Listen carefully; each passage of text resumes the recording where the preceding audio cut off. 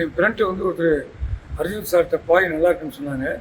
அதுக்கப்புறம் நான் வந்து பார்த்துட்டு இந்த கம்பெனியே பெருசாக இருக்குது, எனக்கும் பிடிச்சிருந்துச்சு. அதனால் நான் இங்கே வந்து லால்குடி ஏரியாவிலேருந்து வந்து சேலத்துக்கு வந்து வாங்கணும்னு ஒரு ஆசை இருந்துச்சு. அந்த பாய் பார்த்தோன்னே நல்லா இருந்துச்சு. அர்ஜுன் சாரை பார்த்தோன்னே அந்த பாயை எனக்கு விவசாயி வைக்க போட்டு 2 வருஷமாக வீணாக போச்சு. அதனால் இது நல்லா இருக்குன்னு சொல்லி சார்கிட்ட வந்து அர்ஜுன் சார்கிட்ட வந்து வாங்கியிருக்கேன். பாய் என்னென்ன பாய் வாங்கினாலும் சரியில்லை சார்.